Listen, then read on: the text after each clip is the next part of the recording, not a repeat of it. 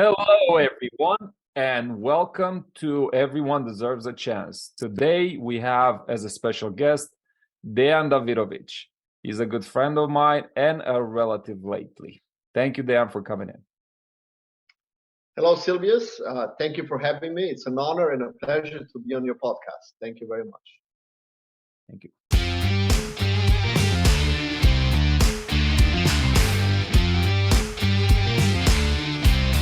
All right, Dan, we're going to start at the very beginning. We met under some weird circumstances while we were working together, and we established a good relationship, friendship, and ultimately we are partners along this journey of ours into development. I don't want to take it away from you, and I just want you to go back in a couple words or a story and explain us, how did you end up in the United States? Okay, so we're going to go way back. So the story is the following. There was a war in the Balkans. It started back in 88, 89, and I was born in a country that was called back then Yugoslavia, and it's now the Republic of Slovenia. So Slovenia was the first republic to break away from the Yugoslav Federation, and I was 17 years old. So in Europe, as you know, it is mandatory to go to the army.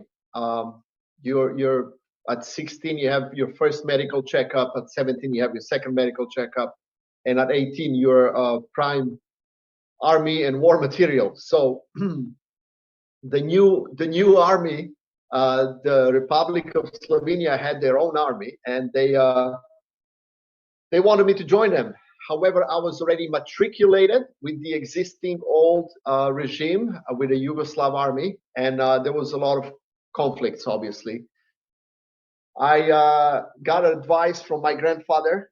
My grandfather went through Second World War, and he said to me, son, there is a war coming. And we were watching the first Iraqi war, where George Bush, the senior, I believe, went in Iraq and saved Kuwait, and so on and so forth. And he said, that's what's coming here. And I was incredulous. I was like, there's no way we're going to have a war. What are you talking about? This is insane. Within 8 months, we had war in Slovenia. So the old army and the new army clashed. I escaped. My grandfather said to me, go west. he had the wits, and he was smart enough to tell me to go west. So I literally went through the forest. There is a small forest. Slovenia is on the border with Italy. And I picked apples. I picked pears in orchards. They're north of Italy in Bolzano. Beautiful area, north of Italy. They have a lot of farms. And their number one product is, you probably know grappa.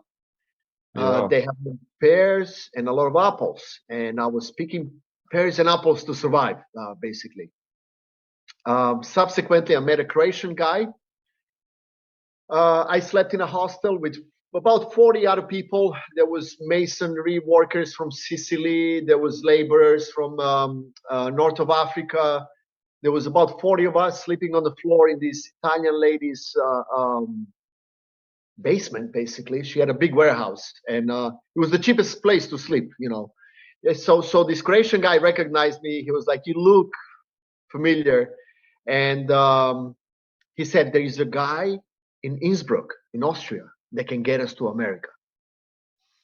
So at first I was skeptical, and I was like, man, we just got to Italy. You're talking about Austria. Back then, migrating from country to country was very difficult. So I would have to illegally get from Italy now to Austria, which it's also dangerous. However, the bigger problem was I didn't have 1,000 Deutschmarks. Long story short, worked for about 12 months in hotels and these farms, saved money, paid Klaus in Innsbruck. He got us a ticket, a little booklet, and he has flown us to Miami. So when we got to Miami, we thought that we got screwed over basically because everybody spoke Spanish and they didn't look like Americans to us. When we landed, yeah, everybody in Miami was, Spanish speaking and brown, and it was basically a shock to us. So we immediately panicked. Me and my friend were just covered and drenched in sweat because we had no money to go back. We didn't have a return ticket. And my Croatian friend was like, "Oh my God, I can't believe it. This guy swindled us." And we started asking around if this is America. Now, a lot of times in the United States of America, Americans will say, "Yeah, this is the US or USA." And maybe the answers that we were getting from locals was US or USA. We couldn't recognize that our English was bad and we thought we were in the wrong place. However, we followed the instructions. In life, it's very important to follow instructions and follow the recipe and follow the sequence of events that you have planned out. So we had this booklet. And we went back to the booklet, and step number 6 or 7 was to find the shuttle. Now, when we read "Find the Shuttle," as a European boy, to me, a shuttle is a space shuttle. And we were in Miami, and we know Florida, and what goes up in the air in Florida is the space shuttles that go off Cape Canaveral, right? So we're like, oh my God, this is totally not possible. So we persisted, we insisted, we went to another person, we said, "Shuttle," and that person said, "Yes, this way." And we went out, the door opened, and if you know, in Miami in summertime, July, when the door of an airport opens, it's an immediate whoosh of, whoosh, you get this heat and humidity. And wet. Yeah. I looked at him, he looked at me, like, what did we get into? So that all added to the climax, and we saw the blue vans. They were blue Ford Econo 350s. I will never forget it. They were blue with a yellow stripe, and it said "Shuttle" on them. And I was like, "Oh my God, shuttle! Okay, this is great." So we walked up, and the guy there said, "Yeah, of course, this is a shuttle. You got to go back in the line." We went back in the line. We just didn't know the system. We didn't know English. How to get in and out. We didn't know where the line is. You didn't know language. We were hungry. We were tired. We probably stunk because we were sweaty and so on and so forth. But the light at the end of the tunnel was there. So when we got in the van, the guy said, where do we go? And 1100 Collins Avenue. I will never forget the address. It was the Fairmont Hotel. And the guy was like, "Yep, I know where this is." So this was the second wow moment where we were like, okay, this hotel exists. It's real, right? So the shuttle is a van. 1100 Collins Avenue is a hotel. It's going to take us there. So it was confirmation that we didn't get swindled, that we didn't get tricked by Klaus in Austria. And when we saw the American flag, as you know, Americans love their flag, and their flag is everywhere. And Miami International probably has the biggest flag in the world. I mean, this flag it was huge, man. I've never seen a flag this big in my life. And we just started jumping up and down. We were so happy, Silvius. We were beyond happy. Hungry, tired, starved, but so happy. Got to 1100 Collins Avenue, and Miami is where my life started in America. That's where the start was. So this is how I got to the States. Well, I'm really happy that you shared, man. This is a great moment. Yeah, I'm still processing because I'm an immigrant myself, and I came with JFK. I landed in JFK, and then I took a shuttle. To me, it was a bus to New York City. It took about 3 hours in traffic. I had no idea JFK to Manhattan was going to be a 3-hour ride. But yeah, it wasn't anything like what you've experienced, because I had a little bit of money. I knew where I was going. I flew in all by myself. I was speaking English, and I wasn't running away from a war, which is, very, very important. How did you cope with the feelings that you had for the family left behind? That was probably one of the most difficult times in my life. My father one day looked me in the eye and he said, "You have to go. You have to go. Go to Italy, make money, and by the way, send the money back home." So I said to my father, "What do you mean? What do you mean go?" He was like, "Go. Just pack up the bag and go." And it was very difficult because I never seen my mom cry so much. She was hysterical crying, like every mom. Now I'm a parent. We both have families. We both have children.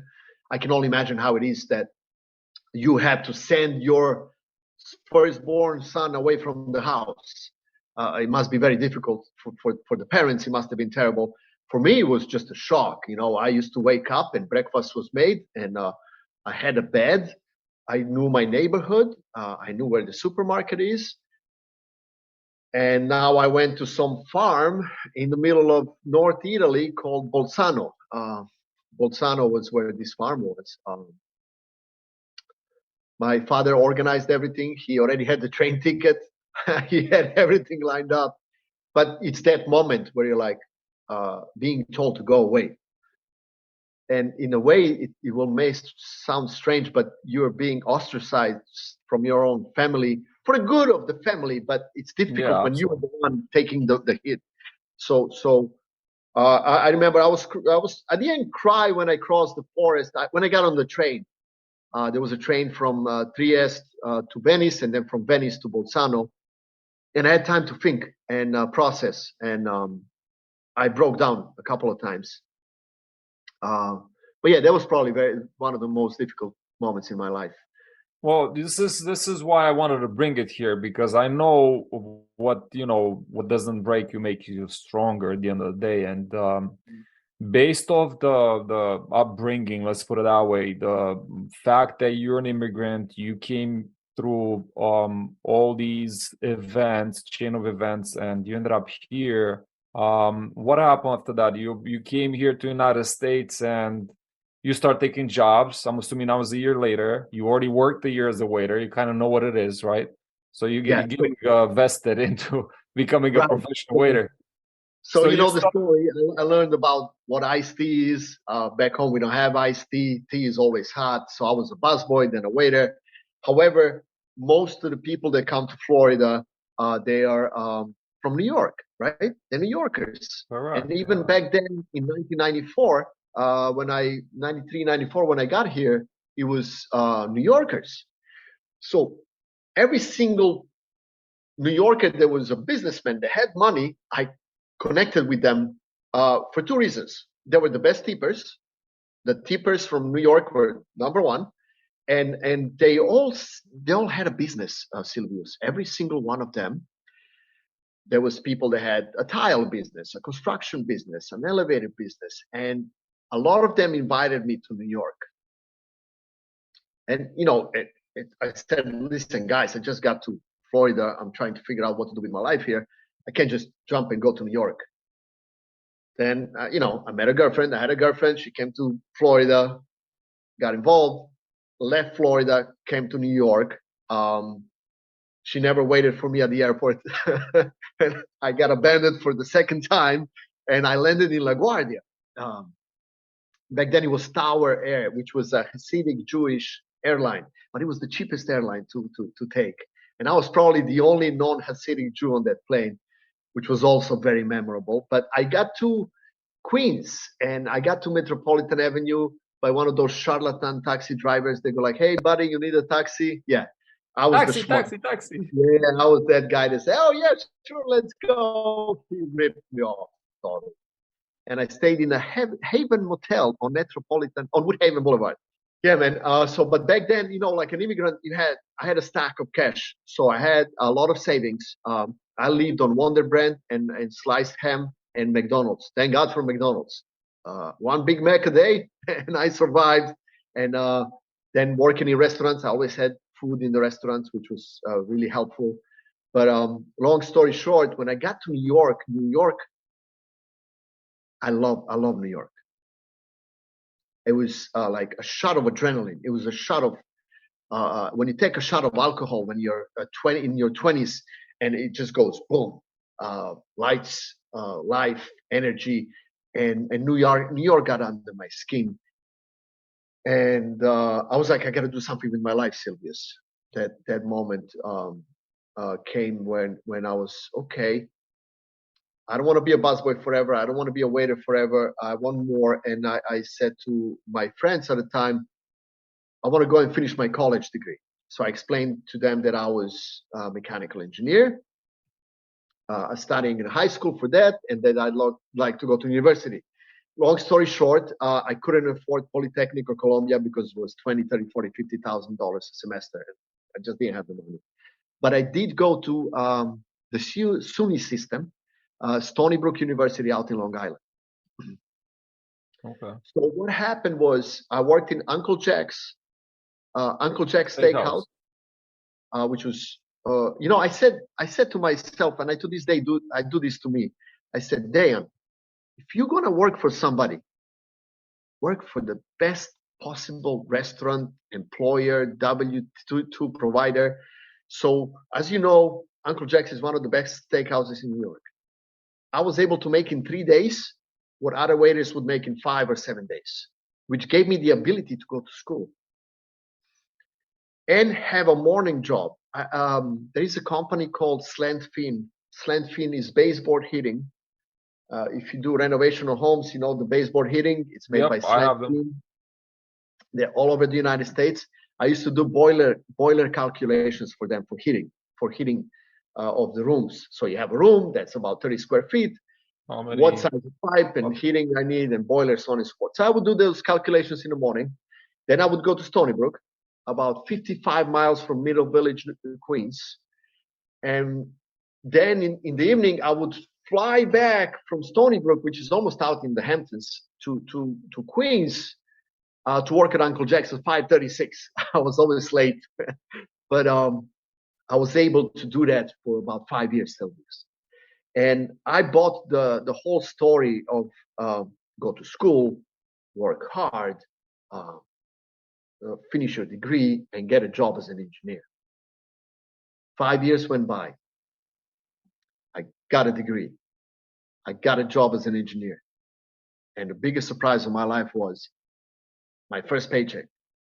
And it was not a wow moment. It was a holy crap, what happened here moment. My paycheck as an engineer was less than being a waiter in a steakhouse. So it was a rude awakening for me. And I went back to having to work weekends in Uncle Jack's. I stuck with the engineering job, but I said to myself, there's got to be something more out there. And what happened next in my life was the great financial crisis, 2008. It's some of those moments. I remember 2001, September 11, you cannot forget it. What happened after September 11 was a great crisis where the President of the United States had to go on TV and say, people go and start shopping. Go spend your money, save the economy. The unemployment rate and the crisis of 2001, 2, and 3 was terrible. And I didn't understand what a crisis is back then. But when 2008 hit, I was like, okay, this is the second time there is a crisis. And it's for the second time that, so when you work in a steakhouse where a bottle of wine can be $7,000, $8,000 and a steak is $150,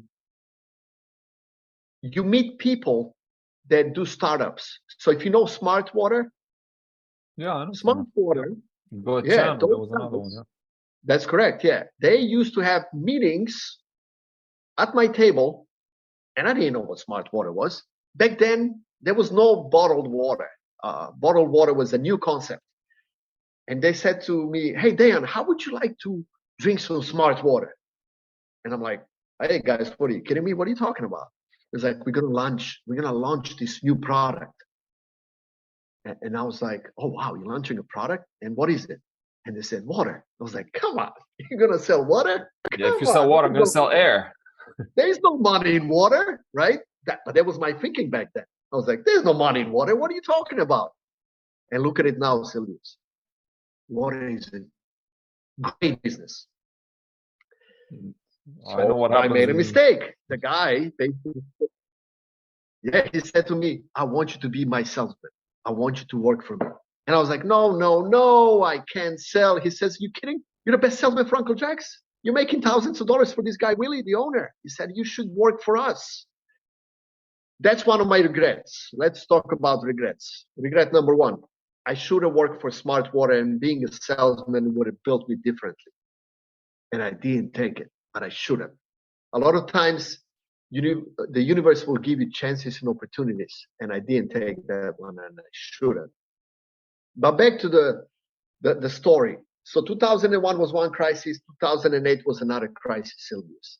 And what happened in 2008, I said, all of these people that eat dinner here have money. But when I go outside, everybody is talking about how they're broke, how they cannot pay rent. So I had almost two lives. And Jack's life, where I was exposed to billionaires, and I had the other life, which was a W-2 life or worker life, just normal middle village Queens type of life. And I said, how can I be more like these people that are launching products and saying that life is not so bad, even though this is the Great Recession of 2008, right? And if you remember, the Great Recession of 2008 went in 2009, 2010, 2011, 2012. Yeah, I remember it had a big meaning for me too. I pretty much lost my job. I was a job. Yeah. And yeah, I wasn't able to get my footing for years after that. I was still, even though the houses were like $20,000 in Miami, I remember, I wasn't able to buy an apartment.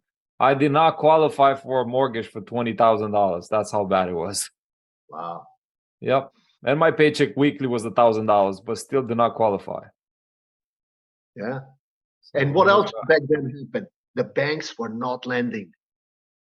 yeah, nobody was lending. It's kind of the same scenario that it's going on right now. It's just that I'm gonna bring it there. I don't want to bring it there, but I'm gonna bring it there. So when COVID hit, man, a first conversation I have with my wife, I'm like, this is about money.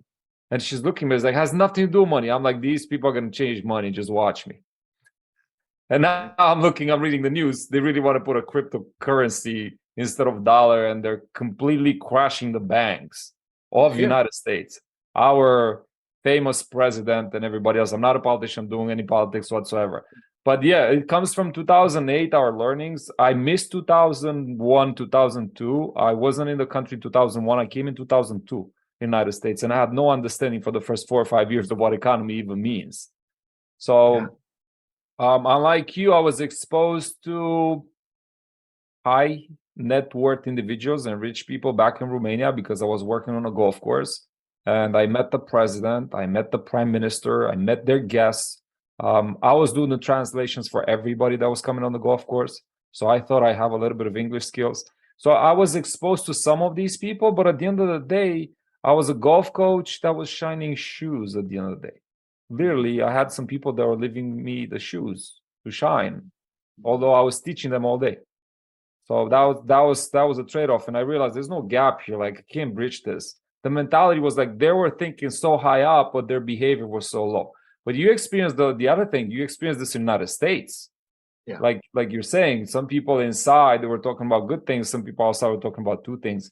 The awakening moment. I want to come up to it because I kind of feel like you're building it up. What happened is between the dual lives that you were living, eventually you ended up taking some major decisions. And what I want to know, because this is very important for our listeners, did you come up with this because you had an awakening? Like, oh my God, you had a shiny, bright light in your face and you realized that, hey, I got to shake myself off and do this? Or you just gradually increased your knowledge or your thirst of knowledge? What was it for? The moment came in December 18th, 2010. That's the day that my father died. On that day, I said to my girlfriend at the time, my current wife, Rocio, I said, great, my father died. The anchor is off. I no longer feel the load. I no longer feel the responsibility. And she looked at me like I'm crazy. And I said to her, listen, I love him, but he was a great burden, mentally, physically, and financially.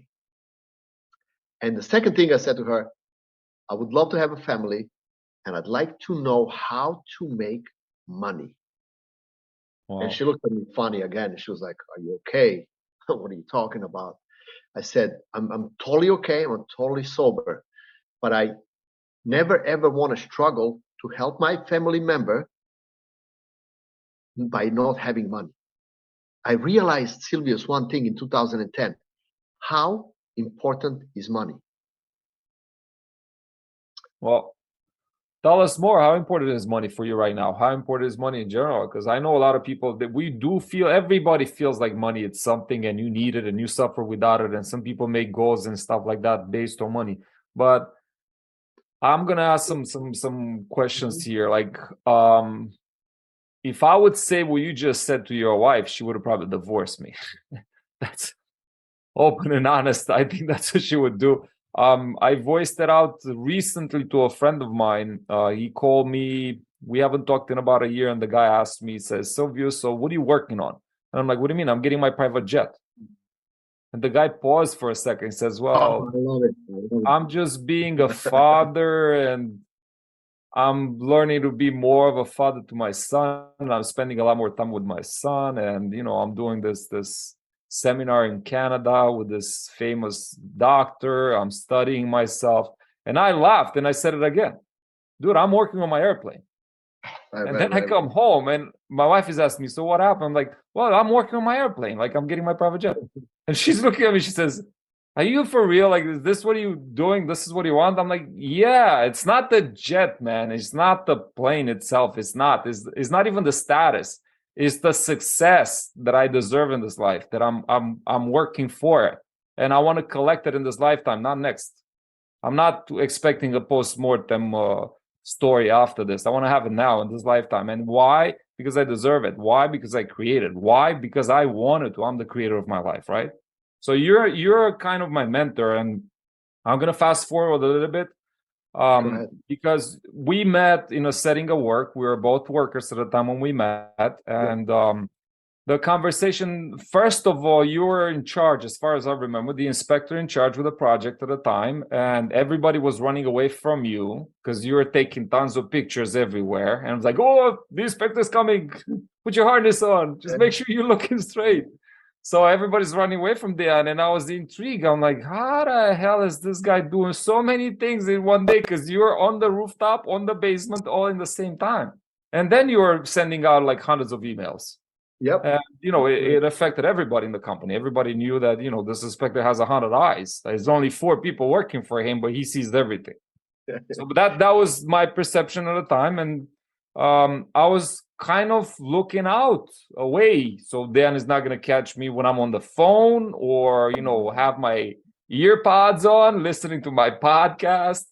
But I had a breakaway because morning time, my first thing that I had to do was a morning routine. I had to survey from the rooftop. I was shooting some specific targets to check if the tanks were sinking while we're doing the construction on the tank next door. So we're just checking the level and making sure that it's the same thing every day. And it was a constant thing, but I had to do it in 3 different sets at a time frame distance of 15, 20 minutes. So in those 15, 20 minutes, I was listening to some shows and I was doing some challenges. And one of them was the push-up challenge that I think you caught me doing it. So why don't you bring it up to that moment? Because then I'm going to take it away and move it to the next segment.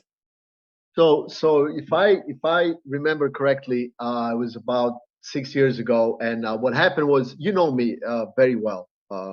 We're friends, we're family. And I don't rest. I'm always doing something and I'm always active. And I happened to go to the rooftop for 2 reasons. I like seeing the sun. I like to see the sunrise. And I wanted to make sure that your stations were shot every morning and you were shooting the stations every morning. So you were doing your job. But this one morning when I came up, you were doing push-ups.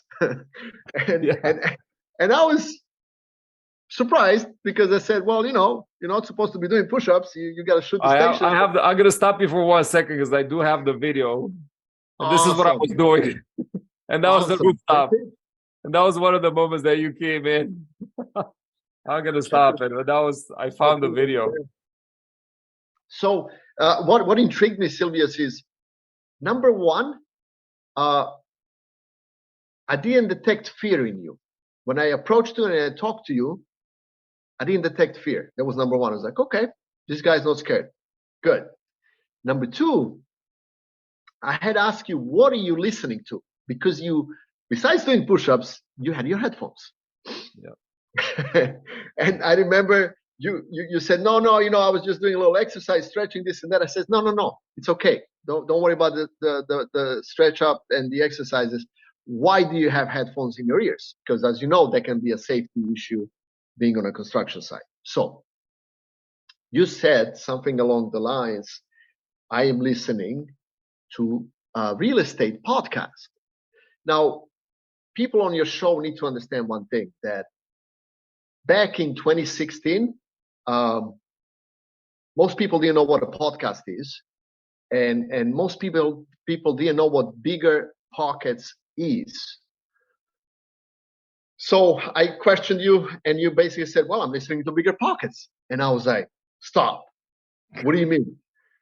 You remember? Do you remember that? I remember the exact moment because I'm blushing right now, but I do remember the exact moment, man. You were doing the same exact thing.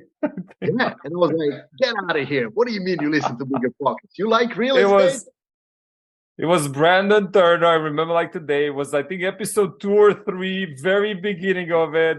I got a hang of it. It was like the 3rd episode with Jay Scott was his guest, Yeah. and they were talking about how can you budget a burr strategy, a fix and flip strategy that you can create infinite returns with it. And I was so interested in it because at the time I wanted to do more for myself and my family. And that was, I'm like, real estate. I was doing real estate. I was buying properties in Romania at the time, in Eastern Europe, because I didn't trust the system here. I didn't understand it good enough at the time to actually put any money in it. So it was my struggle at the moment to understand how can I move the money that I accumulated over there to actually get a deal going over here in the United States. But yes, I remember that moment like today, and it's so fresh because that was pretty much when we realized, and there was something else. I'm not sure if you said it or I said it. When we were looking down from the rooftop, I believe you said it or I said it, I'm not sure. You said dead men walking. And we're just looking down, and there was a guy walking through the middle of the side, just pulling his feet, dragging his feet along. He said, yeah, look at him, dead man walking. So that was my bird's eye view of the moment. I was doing the same thing. And not that I was judging anybody, but I realized that, No, that's great. So that's what I was talking about. The recession after 2001, Silvius, I saw two kinds of people. I saw people with energy and money eating $150 steaks on weekends. And then during the week, I saw basically dead people around me. What do I mean by dead people? Zombies, man. Yeah, they were just looking to collect a check. I know exactly what you're talking about because I worked with those people a lot, and I am one of those people. To me, it happened that I wanted more at that specific time, and it got triggered because of my newborn child. In 2016, I had my first child, and this was happening towards, I believe, September, towards the end of the year, and my first child was born in May 23rd, and she was... First 3 months were kind of easy for me. I didn't quite realize, just like you when you're crossing the woods, I didn't realize what hit me up until the train stopped. And all of a sudden I looked at my paycheck and I realized that third doesn't cover that weekly. Like, remember, we had a rule, we just, as far as I remember, one paycheck had to cover the rent and the other 3 would have to cover the cost of living and everything else in New York City. This was the rule back in 2002. But it wasn't still real for me in 2016. It wasn't covering at all. So I started looking into alternative means of investing, and Burr came in and this strategy, and then we hit it off the park because I was looking to acquire properties and do a flip somewhere, and you were looking into the same exact thing. And then together, I'm going to let you take it from here because together we started going out for properties. Yeah, what happened was not only that every morning from that day on, we met on the roof, and we talked about real estate every single day. We memorized pretty much the episodes from Bigger Pockets. We read the same books, and I said, "Hey, let's go look at properties." And you were like, "Yes, perfect." And I believe we went to Delaware to look at a property. Yep. We went to Pennsylvania, right? You got close to buying that deal, right? in Pennsylvania? I had it on the contract. So the deal, what my accountant came over and somebody somehow was losing the property based on taxes. They could not afford the taxes. It was a $20,000 lien, I think, on the taxes, plus the guy wanted $5,000. We got it on the contract. I gave him a napkin document, $300 check to get it on the contract. And then I started doing the due diligence afterwards. This was one of those things that he came to me one night. And I'm sorry, while we were talking about it, I signed the document on the spot. I literally pulled up a napkin and I wrote down, this is my offer, how much you owe plus 5,000, and I'm going to go check the property tomorrow. And then I got you involved and we went and checking the property, and then we're looking for contractors. You even recommended a guy. I remember a Brazilian guy. Yeah, Brazilian guy. I don't remember his name, but I remember he came in. We had like 3 guys that we met on site, a Romanian guy, a Brazilian guy, and I think the third one didn't show up when we did that. So we did a walkthrough and we analyzed the property, and the cost of that resale value was about 77,000 on comps that we did. And the rehab budget was about 50,000. And with the $25,000 purchase price plus closing about 5 or 6, it wasn't pan out. It wasn't going to pan out for us. So it wasn't a good deal. And I dropped the deal. I went back to the guy and I told the guy, listen, I'm sorry. You can keep the down payment, whatever it was. It's just I'm not going to follow through with closing because this is how much it's going to cost me to do. But funny story, I want to give you a follow-up on that. My accountant purchased it. She still owns the property today. It's on my backyard. That property is very close to me. It's about, let's say 15 minutes away from me. And she's successfully Airbnb-ing it because she put the sweat equity she and her some family friend ended up working on and fixed the property. They rehabbed it. Yeah, she still owns it today. So that wasn't for us. It was a huge, great opportunity. She spent $10,000, including furniture, to get that place up and running. That we were going to pay $20,000, and we just said no for it. Yeah. So Airbnb is, that what happened to me was I went to Colorado and I spent a weekend in Boulder, and I was staying at an Airbnb. I went for work, but I came back to New York and I said to my wife, I said, listen, this Blue A that you see on my phone, it's actually an app, and you can book people's house and room. And she was like, what are you talking about? Because I always come up with these strange ideas like importing olive oil from Slovenia and importing air fresheners from Serbia. And so, as you know, I've done several things and I succeeded and failed multiple times. And that's what made me who I am today. So when I imported air fresheners, I learned about price point and what a price point should be and what the market does. The market dictates the price point. I don't dictate it. I thought I dictated, but no, the market dictates it. If the market doesn't want that price, they're not buying the product. Then I was importing olive oil from Slovenia. It was probably the best olive oil in the world. The guy won every competition in Europe and in North America. But he wanted like $80 for a small bottle of olive oil. And the market here doesn't accept that pricing. So when I got to real estate and Airbnb, I was like, let me try this thing. And my wife was kind of, look, you tried olive oil, you tried the air fresheners, you try all these different things. Maybe, just be an engineer. And I said, no, I don't want to be a dead man walking. And I'm not a dead man walking. I'm close to 50. I have more energy than 30-year-olds, 20-year-olds. And I'm healthy and I'm strong, and it's all up in here. So what that did to me in 2014, me and my wife went to her sister's place, slept in her apartment while we had guests in our apartment to prove the concept. So Silvius, I'm big on proving the concept, as you know. And guess what happened? Cash flow. I finally felt cash flow, Silvius. To me, it was like a revelation. I was like, oh my God, cash flow. I didn't do much.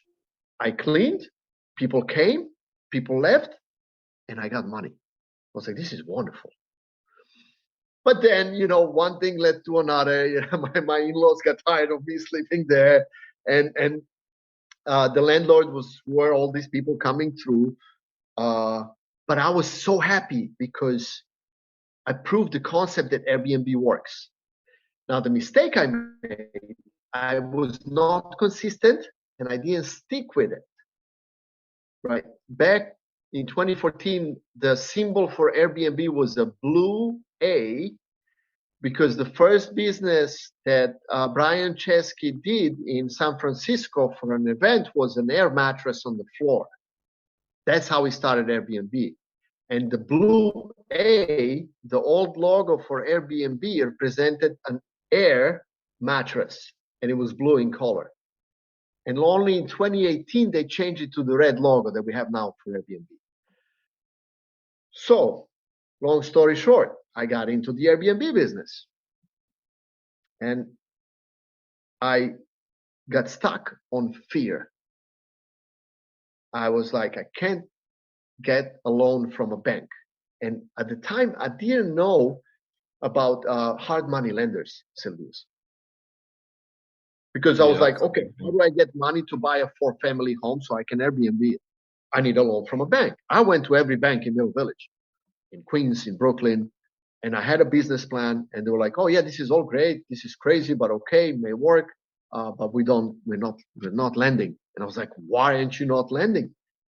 The great financial crisis, 2008. So it's important when you get into the market, how you get into the market, you have to understand the market. And like you said, we're now going back to 2008. Right now, we are in a recession.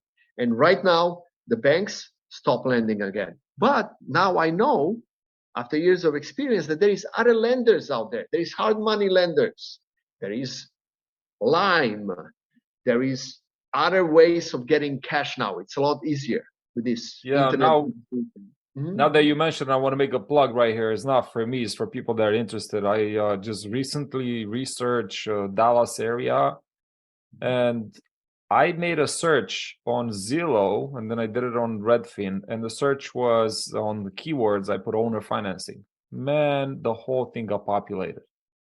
Like I've never seen it in my life. Usually it's one deal in a metro area, one owner that is willing to do that. If you do the search, dude, it's full of it.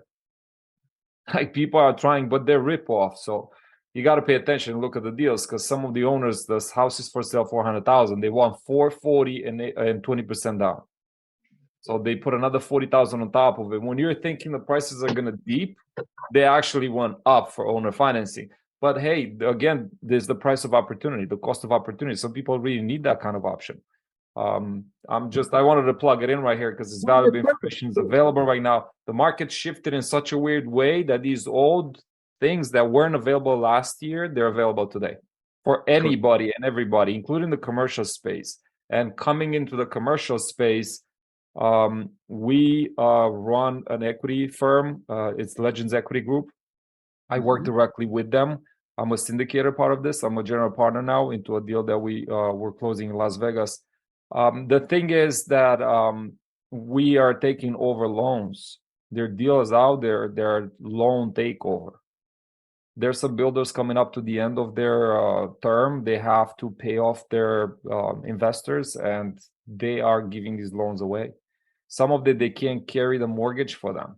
There are too many deals that they got into, they're over leveraged, and they have to give away these loans. There are a lot of people looking for these hot areas. Yes, there are a lot of offers, but also there are not too many people pulling the trigger. The market is scared. A lot of investors are pulling out right now as we speak. They give us commitments and then they turn around and say, I'm going to wait a while. The opportunities are not going to wait. If somebody else's deal, if it's not going to be ours.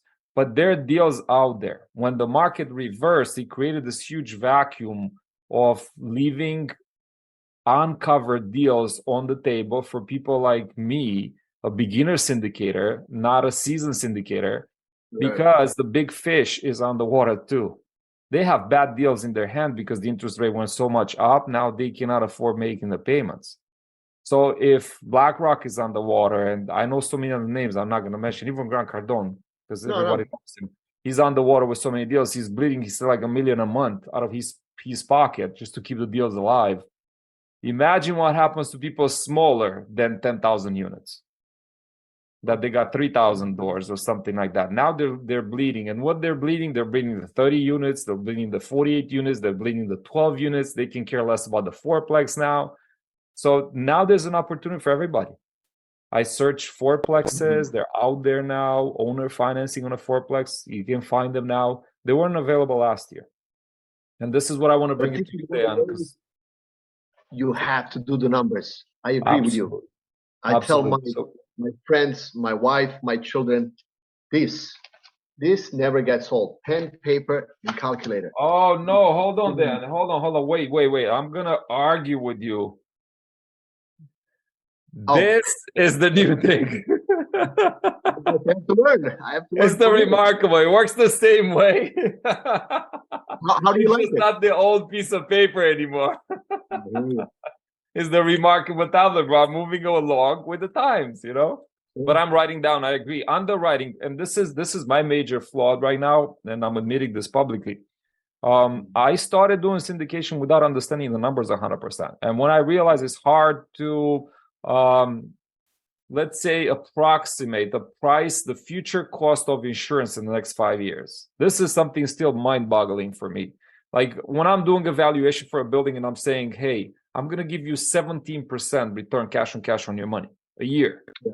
Right. And one of those numbers imputed into my syndicator calculator is the insurance. And the insurance quote of today, I know for a fact that in Florida is going to change June 1st. I don't know how much.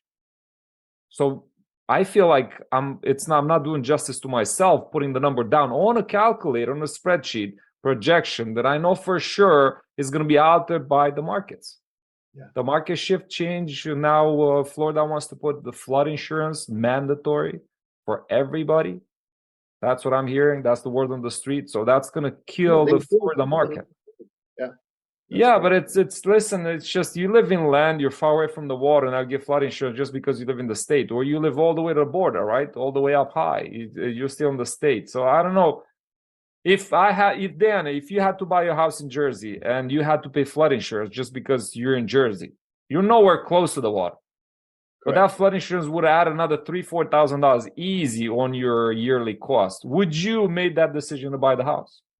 You probably thought twice. You went to Pennsylvania or I don't know, upstate New York or somewhere else. So I think they're major players. But the underwriting part, and here I'm gonna throw Michael blank. I don't know the guy. I don't get paid by the guy. I purchased his calculator syndicator for under $200.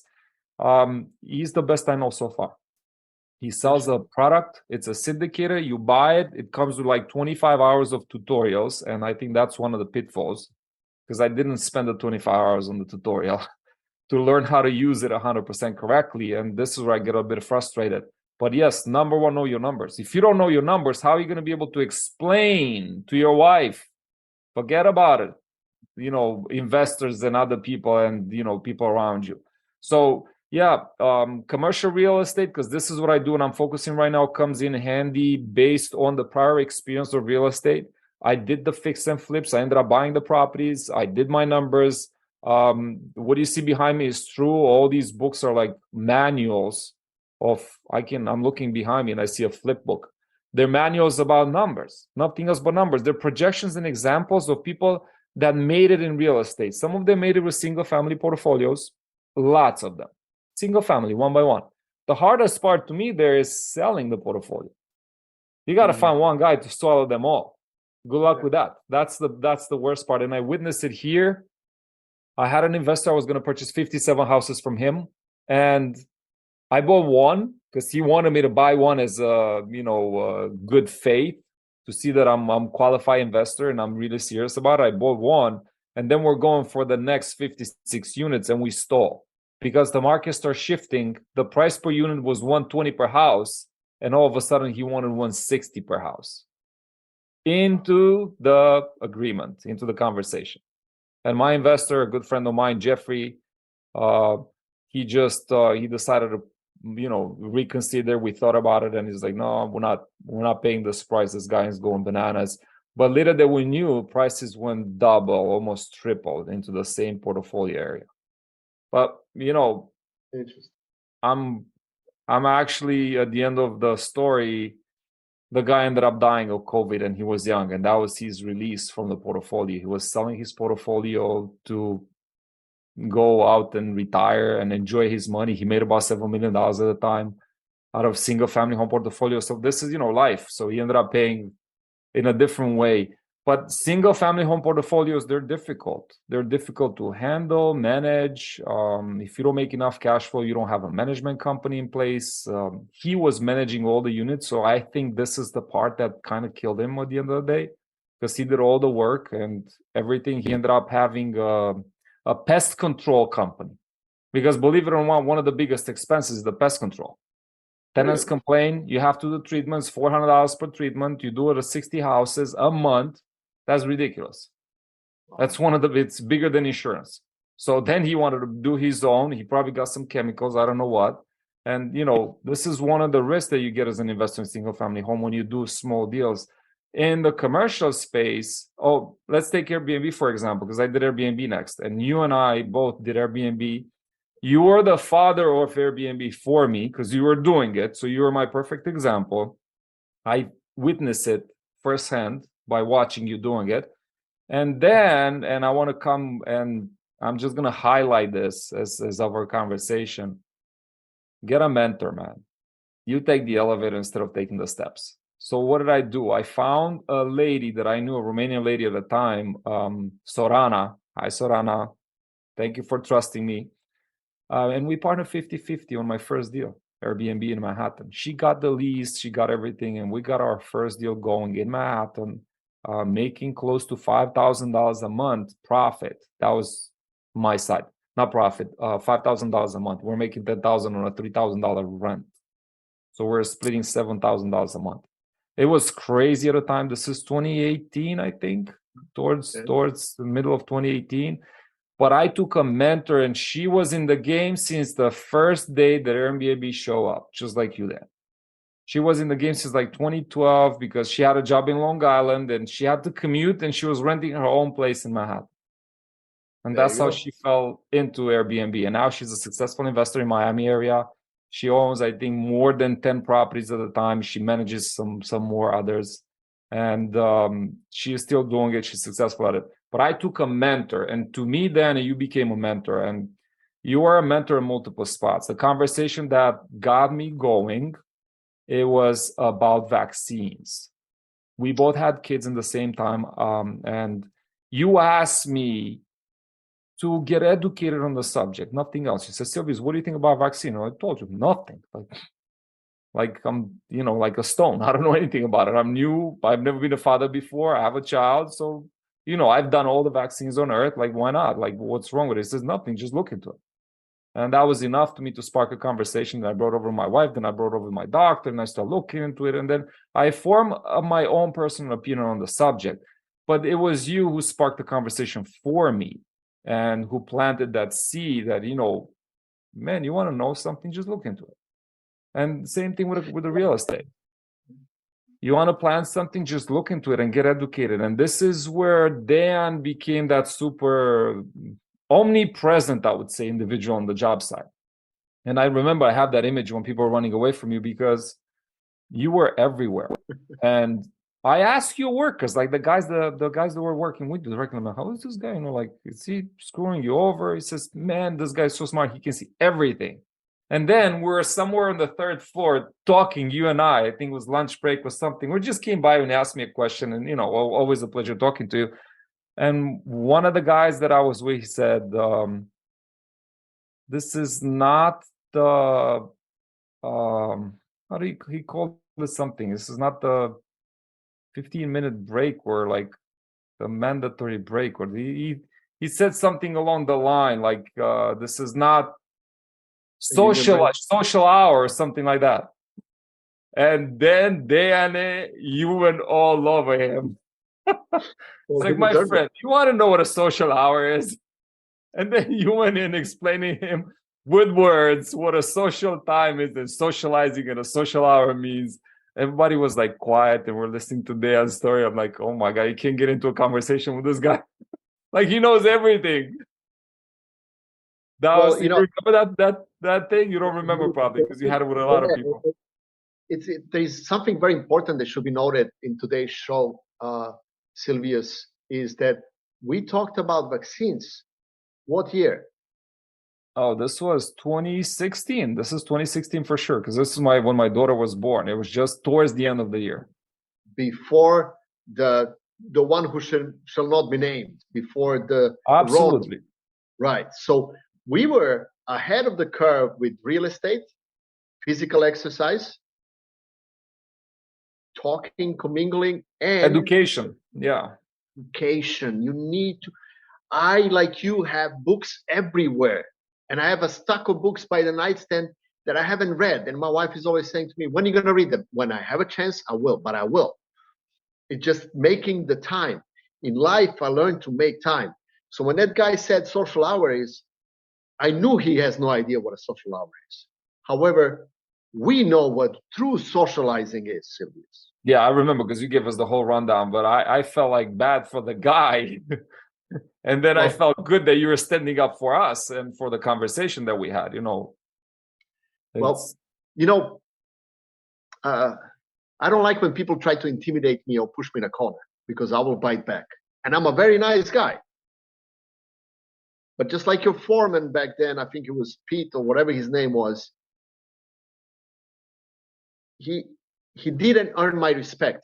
You're my friend and you're my family today because you earned my respect and I earned your respect, and you study and you grow. And you know what I love about you? I know the Silvius from 2016 and the Silvius from 2020 and the Silvius from 2024. And it's three different people. Yeah, I absolutely love it. Yes, thank you. I appreciate that. Yeah, we grow, and I like that we're growing together. Thank you. We're growing together, Dejan. So this is what I said. So mentors, man, you don't know it because I never publicly admitted or saying it. There's nothing wrong with saying it, but you became my mentor on knowledge and education and interest. You have an interest, go ahead, look for it. You want to know something about anything, any subject, learn it, man. Study it. Study. Do you want to know about steaks? Study steaks. You want to know about wine? Go ahead, read all the wine list and learn where is the best wine that was made in 2018. It's simple. It's ready, available. People don't take their time to look into them, and then the superficial conversations come up. There you go. So I have a W-2. We both were employees. I have a W-2. I still have it. I'm working on not having one. Here we are at 2, 3 in the afternoon on a beautiful day. We made time for this and we prepared. I'm prepared. I'm dressed. You're prepared. People don't take the time. You have to make the time. I have 2 children like you, and I have a life, and I have everything that happens in life. But I also make time for this. Because what separates you from everybody else? The 5 people you surround yourself. If I surround myself with syndicators like you, guess what? There will be a deal eventually where if I get involved and something touches me a little bit, I'll be okay. And of course, people may look at it as like, oh, this guy is so selfish. He's talking to Silvius because he wants a deal. Yes, I learned after my father's passing away that the most important person on planet Earth is myself. For myself, and I got to take care of myself. And just like in an airplane, when there is an emergency, put the face mask first. Yes.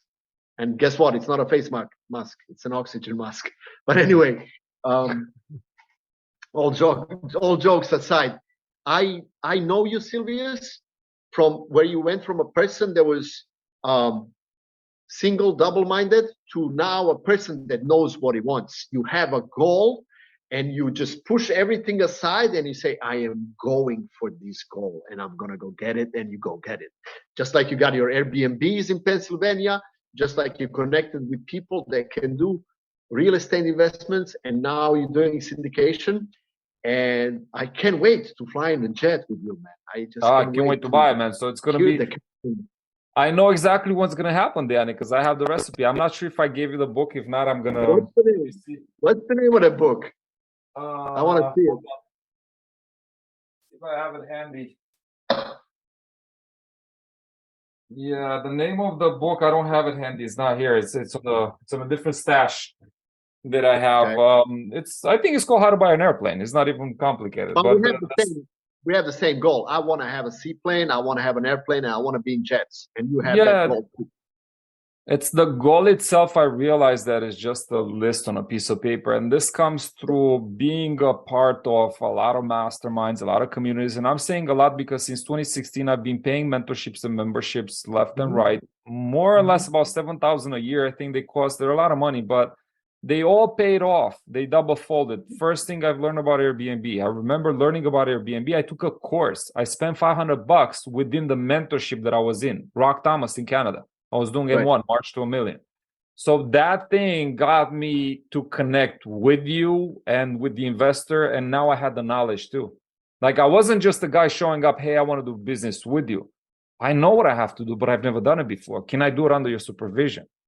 And that's a totally different conversation. It's not like I'm entering the level. I put the money into the game just like everybody else. I have money at risk. I pay the rent like everybody else. I did everything that I had to do in order to level up with my fellow investor. And I think I did more. She doesn't know. Now she's going to find out I was paying for garbage bags. She loved the environment. She's going to love me for this or hate me. Sorry, Sarana. But I was paying for garbage bags and I was putting garbage bags in the apartment because she told me to put bags, to reuse plastic bags. And she was coming from Miami and she was worried about the ocean. Meanwhile, I was worried about the customer's experience coming in from Europe. Like, you don't even have a garbage bag. Like, so anyway, I was doing more than I was possibly, rewarded for it. I was making sure the tenants are coming in time. Everything is clean. I was checking, double checking. I wasn't telling anybody. I was just doing it for myself to learn the business model. That was the number one thing. As soon as I got a little trust in it, I got by myself my new apartment. I got the one in Jersey City. It turned out to be a renovation. Then the law changed. Then I wanted to purchase properties. Then you're frozen for a second. Maybe the internet. I'm here. Yeah, you're back. I can see you now. So I moved into this space, but mentors, man, are very, very, very important. And education, you can do it by yourself, definitely. It's just you're gonna learn by your own mistakes. So I agree with doing certain things by myself. Like I wanted to have my own Tesla by myself, right? That's what I wanted. So I got it by myself. I don't think you need a mentor for buying a car, but now I wish I would have looked deeper into it because this car doesn't drive what it says it drives. But it was a check mark into my goal list, and the airplane is a check mark, exactly. It's not the standard. Somebody was saying this, is like, dude, I'm flying first class, and I do that, and I'm guilty of doing that when I go to major events. I want to set the stage for myself before I go, so I like to fly first class. I'm not doing it on all flights, but where I can and is affordable, I'm doing it. The point is, when you get there, man, is you with yourself. I'm holding myself accountable for holding myself straight, for being that first class passenger in my life with everything I do. So I reward myself with the first class. Then I act as a first class when I go to the events. I feel first class. So I live my life on that level, on the first class.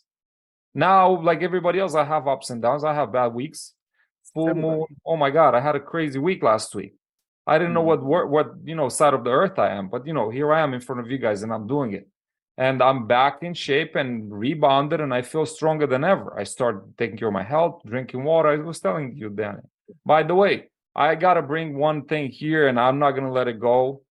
The water that we're drinking. Because I've been going to Stokes Park for a while now. Yeah, we are 80% water. Our brain is 90% water. What you get in your water, I know because in the business I'm in, what's in the water. But if you get good, healthy water, you change your life. Your health is number one, Silvius. If you can be healthy, and like we go to this spring since, 2014. There's a spring in Stokes Forest. Beautiful fresh water that we go get it. It is important because why, Silvius? It's just like booking a first class ticket. Number one, you're respecting yourself. You're respecting yourself. I respect myself because I will not feed garbage to me, right? There's a Bart Simpson episode where Bart Simpson opens the fridge and it takes a jar of mayonnaise and a bottle of vodka. And he takes a full spoon of mayonnaise and chases it with a shot of vodka. And Bart Simpson said, I feel sorry for future Bart, right? And even in I that understand. cartoon, they tell you what you do now, the seeds that you're sowing now, it's gonna come in the future, and it's gonna connect.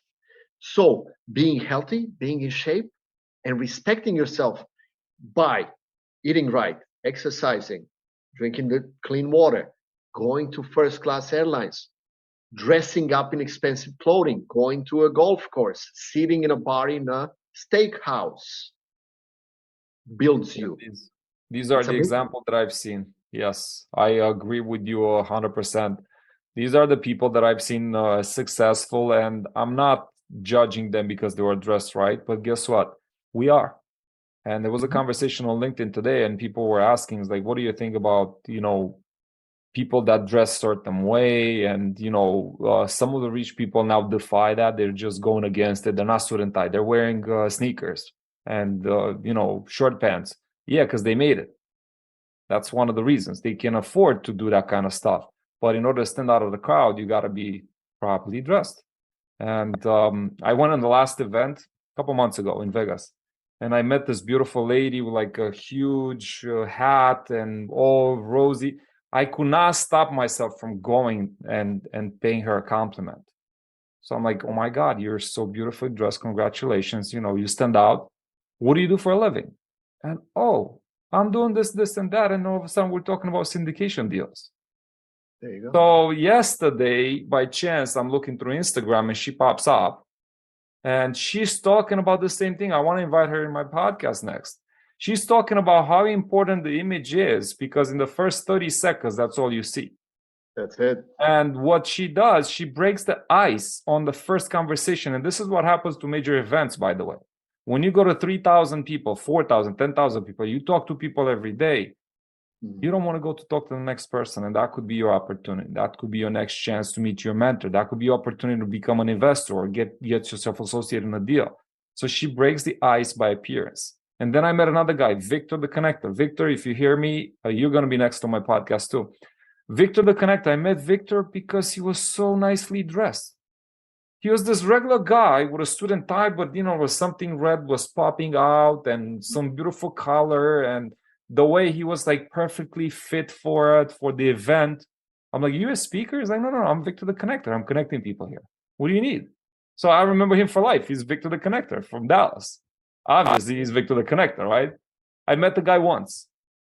I know his name for life. I met this lady once. I'll remember her for life. So there are certain things that we do certain way, and we got to learn it. And it's I was debating the other day if I should switch from these polo shirts to real shirts. Like I feel like I need an upgrade to it. It's gonna happen. I'm doing this for image again. I'm learning from the best. One of my good friends, Diego Corzo. Diego. You sure know Diego because he was in the DACA. He Oh was the yeah, yes, one yes, in yes, yes, yes. Congress. Yeah, he's a DACA recipient, and he was the one that went in Congress to speak about it with David Osborne. David Mhm. Osborne was the guy that was mentoring him throughout the way. Now they're both investors in the same deals in Austin area. So There you that's go. amazing, Diego. Our regards. We know each other for a while. Definitely, I would love to pick your brains now because I know we started in the same spot with M1, and now you went a little bit farther ahead because you had the right mentors and the right people around you. So, Danny, let me ask you this: you're still a W-2. I'm still a W-2. Now, the mentality that we have and things that we learn, and where is this taking us? Like, what do you see us in the next few years? And I'm not just saying you and me. Like, where do you see this taking you? Because it gave you health, right?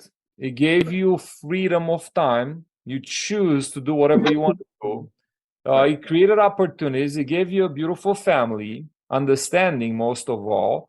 And he gave you a bird's eye view of what finances are in this country and how important they are. That's the reason why we're talking about money.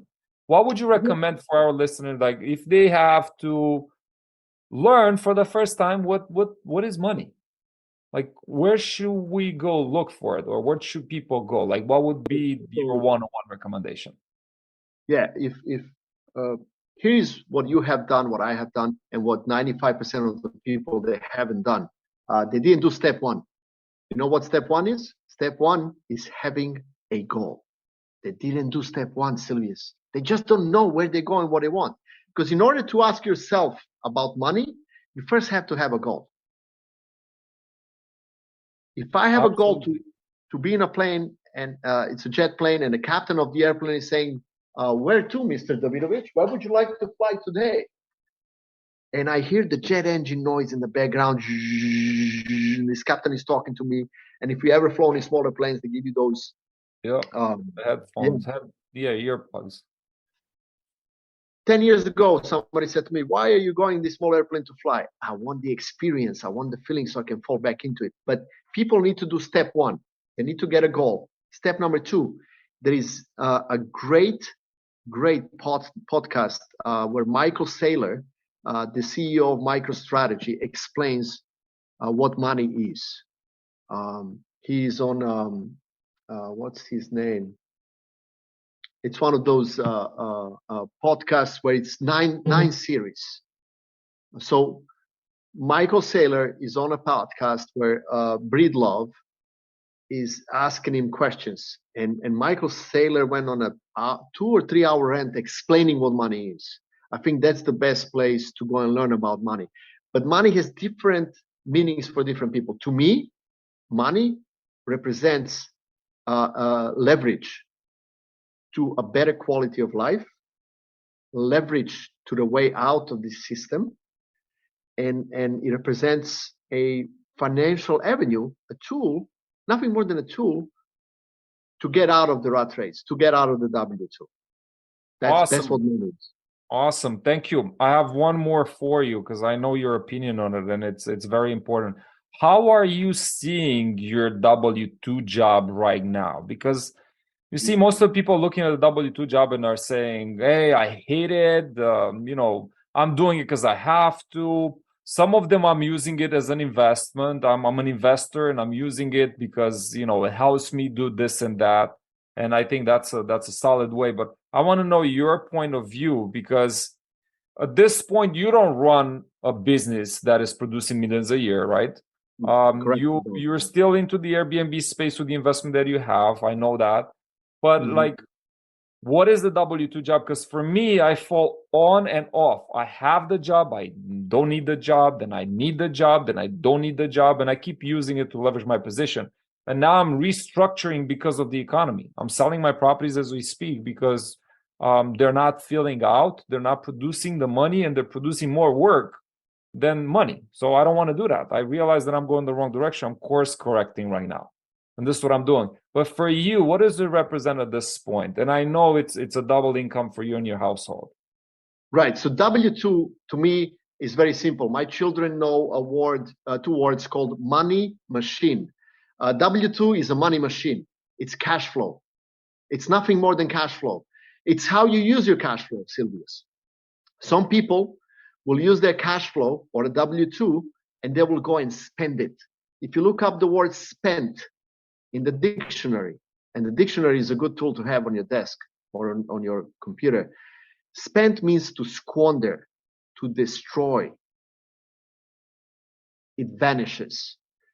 Now, or you could use the cash flow from your W2, the money machine, that's my W2, to invest and save up and deploy and launch.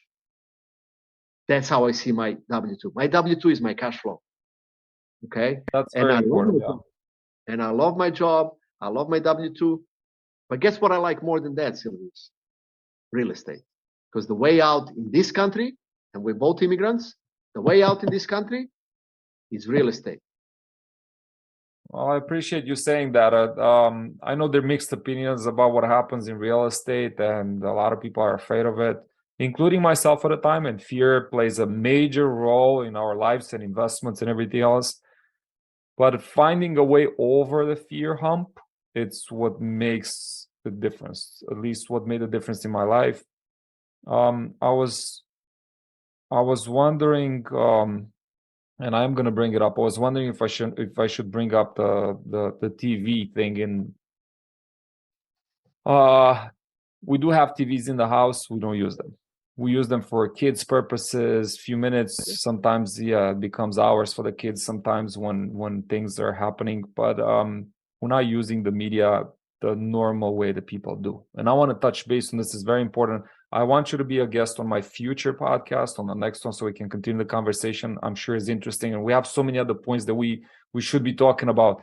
But this is one of the big ones, like watching TV and reading the news. I am incidentally learning about the news when I'm in the bus, even on a golf course, even if you go to a coffee shop or talking to somebody in church, they're going to mention the news. You're not going to miss the news if you don't watch the news. They pop up on my phone as soon as I wake up. First thing, I can read the news, right? It's up to you to take the time and go in it and just waste the first half hour of the day getting all the knowledge, the bad stuff of the world. They're dumping all their problems in your head. This is what they do pretty much in the first few seconds of the day. And then you get to carry that throughout the day. You're going and going and going, regurgitating the information that you receive from a third party that you never know, that there's, I don't know what happening somewhere in the world. I'm not saying it should not affect you and should, not look at it the right way, but is it serving you? Is it serving you? And I know, Danny, you're not doing this because you have time to do what in the morning? Tell us your morning routine, because I already know it, but it's so juicy, and I want to hear it from you. I love my morning routine. So every morning when I get up, the first thing I look for is a candle. Matter of fact, it's not too far from here, but I meditate for about 15 to 20 minutes.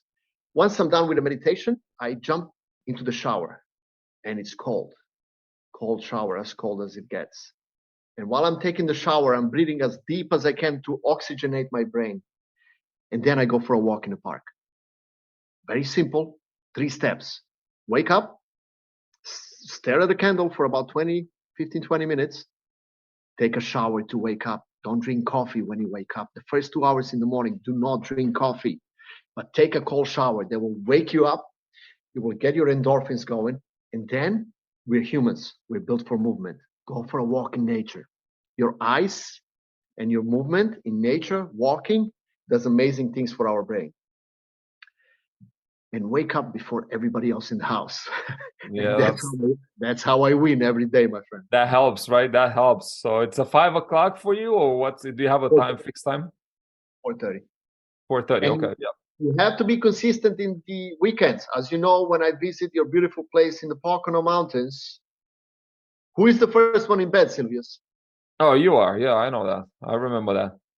Yeah, I know. I remember that. I'm guilty of not following goal. That's why I'm asking, because I did these things for a while and then I fall off. Cold showers I still take, but I reverted to the last minute or two, or sometimes 3 minutes at the end of the shower. I start with hot shower and I revert to the end of it towards the cold, but it's regardless. Every time I do it, I do it. I don't miss a cold shower a day. It gets very cold here in Pennsylvania, by the way. It's freezing water that it hurts. Like, I'm doing it until it hurts. I can't have another drop on me because it hurts. Like, literally, I feel pain. Needles poking you, yeah. Well, that's what I do. This is I just want to put it out there. I don't know if it's hot or cold anymore, so I confuse myself, and I do this purposely. I tell my brain as soon as it touches me, I'm like, it's burning hot, and like you're in shock, like. I'm like, it's burning, man. I'm like, Tony, and I'm running. I'm yelling at Tony. Tony Robbins is the guy that got me into cold showers to begin with. So I'm like, Tony, you tell him. And I'm talking to myself. I'm having a conversation. But then I also have a power move that I learned on UPW. That my move is I'm punching the air. That's my signature power move. But he said, just do a power move. Like some people, you do your power move, you do the oxygen. I do it out loud sometimes, and I do it to the max of my potential, and it turns into not knowing if it's hot or cold anymore. I have no idea. But the truth being said, nobody knows when it's hot or cold. Like, what is the actual temperature when something hot is too hot, where something cold becomes too hot? It's not the boiling temperature, it's way before that. So it's a real unknown, and I use that to help me go through the moment. And I keep doing that over and over. The morning routine, the morning rituals that I had change. I love what you said about goals and goal setting. It's very, very important. It's just that at times it got me, if I did it for a whole year, every year, and I start writing like 10 goals a day, and I hit check mark most of the times. I was a 98, 99%er on my goals for years in a row. But I ended up doing just that, just check marking. And then that's kind of analysis paralysis. When you do it. But I shook my head a little bit and I realized those were my goals. Like flying with a jet out of space, G25 in Russia. I'm like, how the hell on earth did that end up on my list? Like, I really don't want to get out of space like that. I want to go out with Elon Musk if I have to go out of space, right? Like I want to have a champagne when I'm going up. I don't want to be in a jet with my eyes popping out of my head. So, but I borrowed some goals for some other people. They're worthy goals. Don't get me wrong, they're worthy goals. It's just that I realized that most of them were not my goals. Were things that I picked up out of books or things that I picked up throughout my life, or even ideas that are pre-existing in my head, and they're probably coming from early childhood. And it's not the early childhood trauma, it's just the early childhood recordings that I had. I wanted to live life in a certain way. I want to have a certain amount of money. And this is where I got myself into teaching people about money, and not teaching, like hypnotizing people about money, the hypnosis treatment on money. Like we have this thing in our subconscious mind where we think money are bad just because family had issues with money. My mother, my father, their perception, me as a child.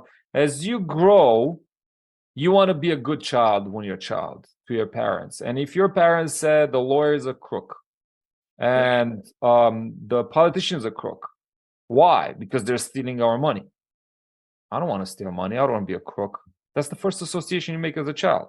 Then I don't know, the doctor's a crook. Why? Because he wants cash in his pocket. Bribery. This was a big thing in Europe. For me in Romania, growing up, it was a big thing.